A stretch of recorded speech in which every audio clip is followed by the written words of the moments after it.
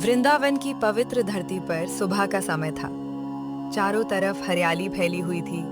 पक्षियों की मधुर आवाजें वातावरण को और सुंदर बना रही थी। गांव के ग्वाल बाल खुशी खुशी खेल रहे थे। वृंदावन के लोग कृष्ण से बहुत प्रेम करते थे। हर कोई उन्हें एक साधारण बालक समझता था, लेकिन उनकी लीलाएं इतनी अद्भुत थीं कि देवता भी उन्हें देखकर आश्चर्य में पड़ जाते थे। उसी समय ब्रह्मलोक में बैठे भगवान ब्रह्मा कृष्ण के बारे में सोच रहे थे। उन्होंने सुना था कि वृंदावन का ये छोटा बालक कोई साधारण बच्चा नहीं, बल्कि स्वयं परम भगवान है। लेकिन ब्रह्मा के मन में संदेह था। वे सोचने लगे, क्या ये सच हो सकता है? क्या इतना छोटा बालक सच में संसार का पालन करने वाला भगवान हो सकता है? उनके मन में कृष्ण की शक्ति को परखने की इच्छा जाग उठी। उन्होंने निश्चय किया कि वे कृष्ण की परीक्षा लेकर देखेंगे। अगले दिन कृष्ण अपने मित्रों और गायों के साथ जंगल की ओर गए। सभी बच्चे हंसी मजाक करते हुए आगे बढ़ रहे थे। कोई पेड़ों पर चढ़ रहा था, कोई मिट्टी से खेल रहा था और कोई कृष्ण के साथ दौड़ लगा रहा था। कुछ देर बाद सभी यमुना नदी के किनारे पहुंचे। वहां ठंडी हवा चल रही थी और वातावरण बहुत शांत था। सभी मित्र एक बड़े पेड़ के नीचे बैठकर अपना भोजन निकालने लगे। कृष्ण भी अपने मित्रों के साथ बैठकर हंसते हुए बातें कर रहे थे।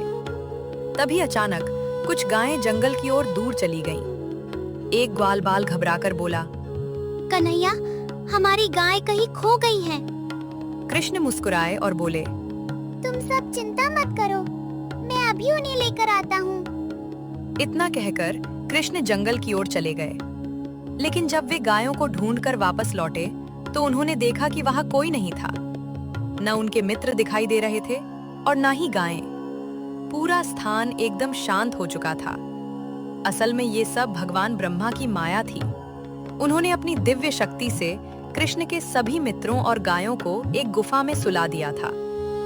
ब्रह्मा मन ही मन सोचने लगे, अब देखता हूँ कृष्ण क्या करते हैं। जब इन्हें अपने मित्र और गायें नहीं मिलेंगी तो ये अवश्य परेशान हो जाएंगे। लेकिन कृष्ण सब समझ चुके थे। वे जान गए थे कि ये ब्रह्मा की लीला है। कृष्ण ने मुस्कुराते हुए अपनी दिव्य शक्ति का प्रयोग किया। अगले ही क्षण उन्होंने स्वयं ही हर ग्वाल बाल और हर गाय का रूप धारण कर लिया। अब जितने भी बच्चे थे, जितनी भी गायें थीं, वे सब स्वयं कृष्ण ही थे। उनके बोलने का तरीका, चलने का तरीका और आदतें बिल्कुल वैसी ही थीं जैसी पहले थीं। कोई भी ये पहचान नहीं सकता था कि वे सब वास्तव में कृष्ण के रूप हैं। इसके बाद कृष्ण सभी का रूप लेकर वृंदावन लौट आए। गांव वालों को कुछ भी अलग महसूस नहीं हुआ, बल्कि सभी को अपने बच्चों से पहले से भी अधिक प्रेम होने लगा। गायें भी अपने बछड़ों को देखकर अत्यंत खुश हो जाती थीं। माता यशोदा जब कृष्ण को देखती तो उनका हृदय प्रेम से भर जाता। पूरा वृंदावन आनंद और सुख से भर गया। इस प्रकार पूरा 1 वर्ष बीत गया, लेकिन किसी को भी इस रहस्य का पता नहीं चला। उधर भगवान ब्रह्मा ये सोच रहे थे कि कृष्ण अब तक परेशान हो चुके होंगे। वे मन ही मन अपनी योजना पर गर्व कर रहे थे। कुछ समय बाद ब्रह्मा वापस वृंदावन पहुंचे, लेकिन वहां का दृश्य देखकर वे चौंक गए।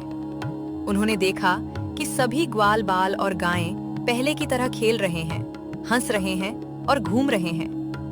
ब्रह्मा आश्चर्य में पड़ गए। उन्होंने तुरंत उस गुफा की ओर जाकर देखा जहां उन्होंने सभी बच्चों और गायों को छिपाया था। वहां भी सभी वैसे ही सो रहे थे। अब ब्रह्मा की समझ में कुछ नहीं आ रहा था। वे घबरा गए और दोबारा वृंदावन पहुंचे। तभी अचानक उनके सामने एक अद्भुत चमत्कार हुआ। उन्होंने देखा कि सभी ग्वाल बालों और गायों के शरीर से दिव्य प्रकाश निकलने लगा। अगले ही क्षण सभी रूप 4 भुजाओं वाले भगवान विष्णु में बदल गए।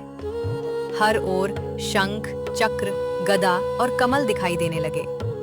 पूरा आकाश दिव्य प्रकाश से भर गया। ब्रह्मा ये दृश्य देखकर कांप उठे। उनकी आंखें आश्चर्य से फैल गईं। अब उन्हें समझ आ चुका था कि कृष्ण कोई साधारण बालक नहीं, बल्कि स्वयं परम भगवान है। भगवान ब्रह्मा की आंखों से आंसू बहने लगे। वे हाथ जोड़कर बोले, हे प्रभु, मुझसे बहुत बड़ी भूल हो गई। मैं आपके वास्तविक स्वरूप को पहचान नहीं पाया। मैंने अहंकार में आकर आपकी परीक्षा लेने की कोशिश की, कृपया मुझे क्षमा कर दीजिए। कृष्ण मुस्कुराए। उनके चेहरे पर करुणा और प्रेम झलक रहा था। उन्होंने ब्रह्मा से कहा, ब्रह्मा, जो व्यक्ति अहंकार में आ जाता है वह सत्य को नहीं देख पाता। इस संसार में सबसे बड़ी शक्ति प्रेम और भक्ति है। जो सच्चे मन से मुझे याद करता है, मैं हमेशा उसके साथ रहता हूँ। कृष्ण की ये बात सुनकर ब्रह्मा का सिर श्रद्धा से झुक गया। उन्होंने कृष्ण को प्रणाम किया और वापस अपने लोक लौट गए। वृंदावन में फिर से खुशी लौट आई। ग्वाल बाल पहले की तरह कृष्ण के साथ खेलने लगे। ये कथा हमें सिखाती है कि चाहे कोई कितना भी शक्तिशाली क्यों ना हो, भगवान के सामने उसका अहंकार टिक नहीं सकता। सच्चा प्रेम, भक्ति और विनम्रता ही मनुष्य को महान बनाते हैं।